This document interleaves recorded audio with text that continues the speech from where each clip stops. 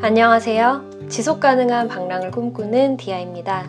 제가 유튜브를 시작한 지 2년 만에 드디어 구독자 10,000명을 달성해서 이렇게 Q&A 영상을 찍게 되었어요. 제가 처음에 유튜브 영상을 올리기 시작했을 때는 반응이 거의 없다시피 해서 사실 좌절도 많이 했었는데요. 작고 귀여운 저의 채널을 봐주시고 구독해주시고 또 댓글을 달아주시는 여러분들 덕분에 제가 여기까지 올 수 있었던 것 같습니다. 그래서 오늘은 여러분들께 감사의 마음을 담아서 여러분들이 댓글로 남겨주신 질문들을 하나씩 답변해보는 시간을 갖도록 할게요.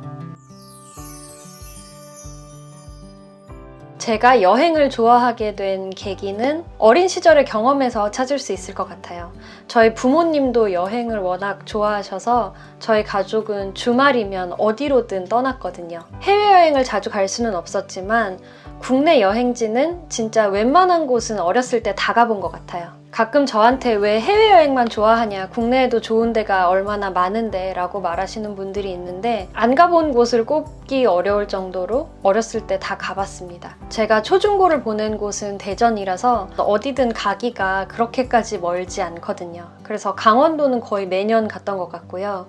동해안 쪽도 영덕에 아빠랑 정말 친한 친구분이 사셔서 거의 매년 갔었고, 또 대전은 전라도랑도 가까워서 해남 땅끝마을이라든가 다도해 이런 데도 갔었고, 저희 친가 외가는 또 다 서울이어서 서울 근교 여행지도 웬만한 데는 다 갔습니다. 이렇게 어린 시절에 다양한 경험을 하게 해주신 부모님한테는 지금도 굉장히 감사하고 있고요. 어렸을 때 여행을 많이 다니다 보니까 여행 자체가 굉장히 자연스럽게 느껴지기도 했고, 어렸을 때 이런 마음이 있었어요. 여기를 벗어나고 싶다는 그런 답답함 같은 거예요. 제가 어린 시절을 보냈던 동네는 살기는 굉장히 좋았는데 굉장히 좁은 커뮤니티였어요. 특히 저는 문화생활을 굉장히 좋아하는 편인데 제가 살던 동네는 또 그런 건 전혀 없기도 했고, 모두가 다 비슷비슷한 환경에서 비슷비슷하게 살다 보니까 저한테는 그게 약간 갇혀 있는 것처럼 느껴졌어요. 그래서 저의 10대 때 굉장히 주요한 목표는 대전 탈출이었고요. 굳이 서울이 아니더라도 어디든 이 마을을 벗어나고 싶다는 생각이 굉장히 강했습니다. 서울로 대학을 오고 나서는 이제 완전히 고삐가 풀렸죠. 제가 원하는 곳은 어디든 갈 수 있다는 생각에 정말 틈만 나면 짧게라도 여행을 떠났던 것 같아요. 제가 가장 기억에 남는 건 제가 20살 때 금요일 날 밤에 청량리역에 갔던 건데요. 그때 당시 청량리역에서 밤 10시 반 아니면 11시 정도의 기차를 타면 이제 밤새 달려서 한 새벽 3시, 4시쯤에 정동진역에 내려주는 그런 코스의 열차가 있었어요. 커플들이 옆에서 이제 막 행복한 시간을 보내는 동안 저는 이제 혼자 창밖을 보면서 정동진에 갔던 게 굉장히 기억에 남아요. 그런데 어렸을 때부터 국내를 너무 많이 다니다 보니까 이제는 정말 외국 여행을 너무 가고 싶더라고요. 대학을 졸업하고 나서는 1년에 최소 한 번 정도는 외국 여행을 가자라는 목표를 세우고 여행을 했었고요. 작년이 정말 오랜만에 해외여행을 한 번도 못한 해가 되었네요. 죽기 전에 가고 싶은 여행지 하면 좀 거창한 느낌인데요. 아무래도 좀 가기 어려운 곳을 골라야겠죠? 너무 뻔하지만 볼리비아의 우유니 사막과 페루의 마추픽추입니다. 남미는 우리나라에서 워낙 가기도 멀고 또 여행 난이도가 높은 곳으로 꼽히는데요. 분명 쉽게 갈 수 없는 여행지지만 저에게 언젠가 기회가 올 것이라고 믿고 있습니다.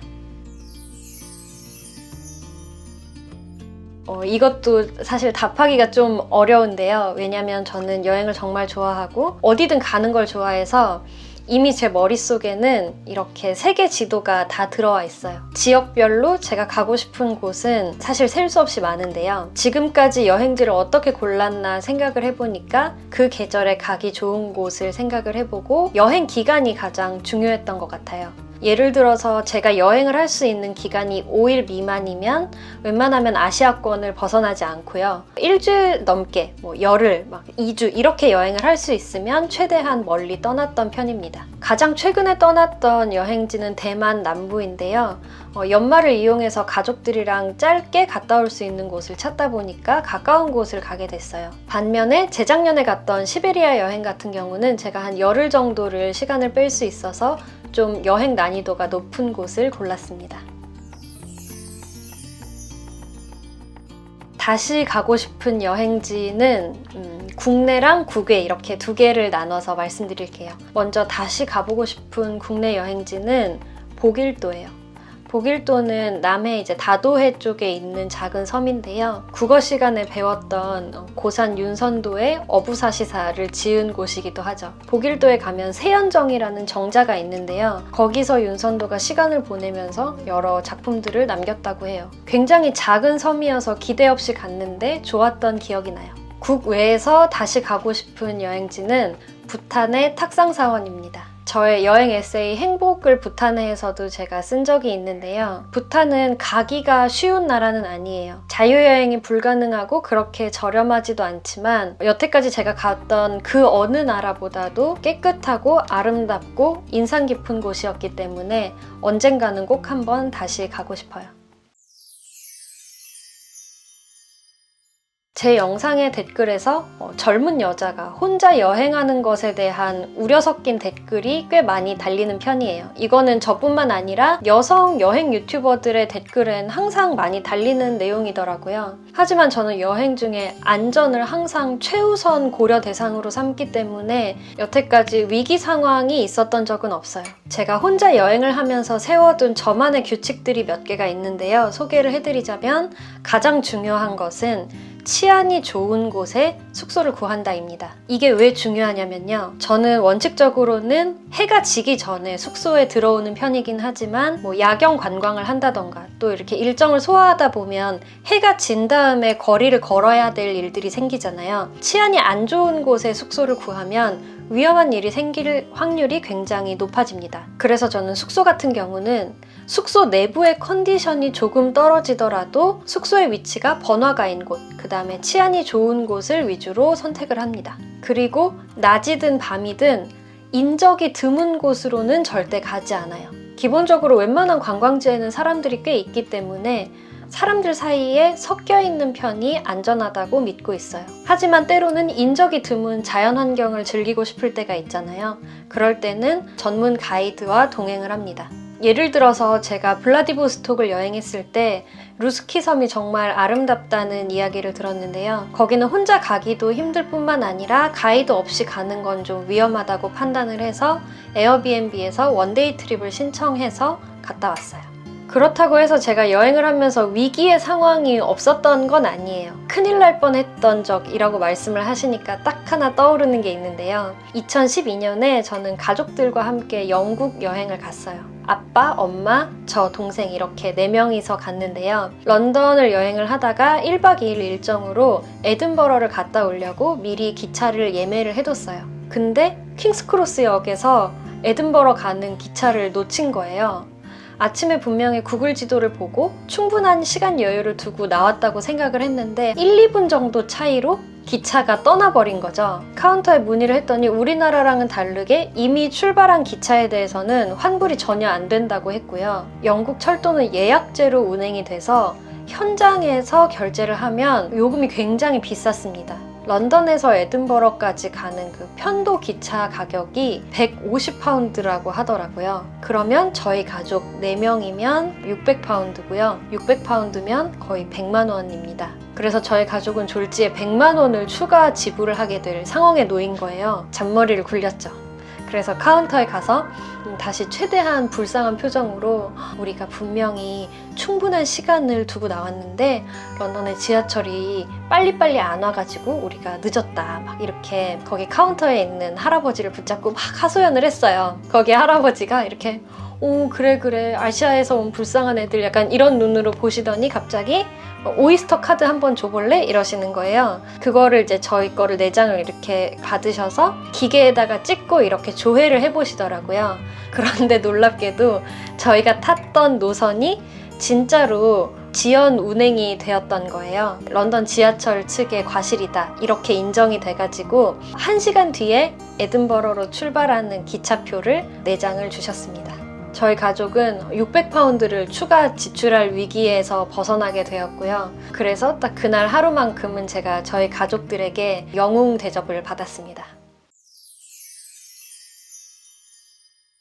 사실 여행은 한순간 한순간이 다 인상적이어서 어떤 거를 꼽을까 고민을 했는데요. 그 시간, 그 장소에서만 느낄 수 있었던 게 뭐가 있을까 생각을 했는데 그건 바로 2018년도에 갔던 프랑스 여행입니다. 7월 14일은 바스티유 데이라고도 불리는 프랑스 대혁명 기념일인데요. 1789년에 프랑스 시민혁명군이 바스티유 감옥을 습격했던 사건을 기념하는 날이에요. 그래서 매년 7월 14일마다 에펠탑에서 불꽃놀이를 하는 게 가장 큰 이벤트입니다. 사실 저는 여의도 불꽃축제도 잘 안 가는데요. 프랑스에서는 언제 가보겠나 싶어서 엄마랑 동생이랑 같이 불꽃놀이를 보러 갔어요. 에펠탑이 있는 샹드마르스 공원에 한낮부터 돗자리를 피고 기다렸어요. 해가 지면 불꽃놀이를 시작을 하는데요. 에펠탑의 불꽃놀이는 제가 느끼기에는 규모가 엄청 크거나 이렇다기보다는 음악에 맞춰서 굉장히 예술적으로 그 불꽃을 디자인했다는 느낌을 받았어요. 음악 저작권 때문에 영상으로밖에 못 보여드려서 정말 아쉽지만 음악을 듣고 있으면 그 음악을 불꽃으로 표현한 것 같은 그런 아름다움을 느낄 수 있어서 정말 좋았습니다. 그리고 7월 15일은 러시아 월드컵 결승전 날이었어요. 프랑스가 월드컵에서 우승하는 순간을 파리에서 지켜볼 수 있었습니다. 숙소 근처에 있는 작은 펍에서 경기를 봤는데요. 가게에 있는 사람들이랑 같이 응원하다 보니까 2002년 때 생각도 나고 진짜 재밌더라고요. 프랑스가 월드컵 우승을 확정 짓는 순간 거리에 있던 모든 사람들이 한 방향을 향해서 국가를 부르면서 행진을 시작하더라고요. 알고 보니까 개선문으로 정말 개선을 하는 거더라고요. 프랑스 국기를 흔들면서 개선문으로 행진을 하는 그 프랑스 사람들을 보니까 이래서 이 나라가 혁명의 나라구나 라는 그런 민족성을 제가 느낄 수 있었습니다. 그 경험은 제가 다음에 다시 파리를 가더라도 절대 할 수 없는 경험이기 때문에 가장 기억에 남아요. 이건 정말 대답하기가 어렵네요. 왜냐면 저는 음식을 가리지 않고 모든 걸 다 좋아하는 편이라 해외여행을 하면서 음식 때문에 고생했던 기억이 거의 없어요. 하다못해 물갈이를 한다든지 배탈이 난다든지 그런 적도 거의 없었고요. 그래서 저는 고추장이라든가 라면이라든가 이런 거를 잘 가지고 가지 않는 편이에요. 그 나라에 가면 그 나라 음식을 하나씩 먹어보는 것만으로도 시간이 모자라거든요. 그 중에서도 특히 맛있었던 거를 꼽아보자면 신혼여행 갔을 때 크로아티아 모토분에서 먹었던 트러플 요리가 진짜 맛있었어요. 우리나라에서는 트러플이 굉장히 비싸잖아요. 근데 모토분은 트러플 주 생산지이기 때문에 우리나라보다는 꽤 저렴한 가격에 양질의 트러플을 먹을 수 있습니다. 트러플 파스타를 주문을 했더니 무슨 트러플을 파마잔 치즈처럼 그 자리에서 이렇게 산더미처럼 갈아서 주시더라고요. 그 풍미가 너무 엄청나서 지금까지 기억에 남아요. 반대로 맛없었던 건 진짜로 기억이 잘 안 나요.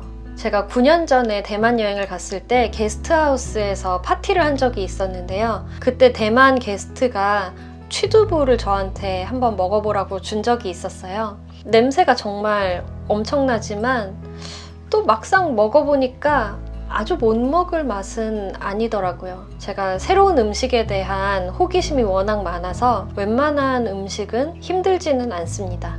다만 제가 이 다리가 많은 친구들에 대한 좀 거부감은 있어서 아직까지 곤충 요리는 시도해볼 용기를 내지 못하고 있어요. 이거는 사실 생각은 많지만 애써 생각하지 않으려고 노력하는 편에 가까워요. 왜냐면 여행을 못 가고 있다는 답답함이 너무 커서 일단은 크게 생각하지 않으려고 합니다. 사실은 제가 작년에 3번의 여행을 계획을 해둔 게 있거든요. 그게 바로 발리, 뉴욕, 파리 이렇게 3도시였어요. 제가 처음에 이 채널을 시작하면서 잡았던 컨셉이 여행지에 가서 그 여행지를 배경으로 한 작품을 리뷰하는 것이었는데요. 그런 의미에서 뉴욕과 파리는 정말 보물창고 같은 도시죠. 작년에 비행기랑 숙소까지 다 예매를 해놨다가 취소하는 아픔을 겪었기 때문에 섣부른 기대는 하지 않으려고 하지만 다시 한번 파리와 뉴욕은 꼭 가서 제가 여러분들께 여러 작품을 소개해 드릴 수 있기를 바라고 있어요. 더불어서 제가 작년에 관광통역 안내사 자격증을 땄는데요. 이 자격증을 따면 추가로 나오는 자격증이 하나가 더 있어요. 그게 바로 해외여행 인솔자 자격증인데요. 언젠가는 이 자격증도 한 번은 써먹어보고 싶어요. 아직 질문이 많이 남아있는데 영상이 너무 길어지고 있어요. 그래서 나머지 질문들은 2편에서 이어서 답변을 하도록 할게요. 제가 이런 영상을 찍을 수 있도록 제 영상을 봐주시고 구독해주시고 댓글 달아주신 여러분들께 다시 한번 정말 감사드립니다. 저는 그럼 2편으로 돌아오겠습니다. 안녕히 계세요.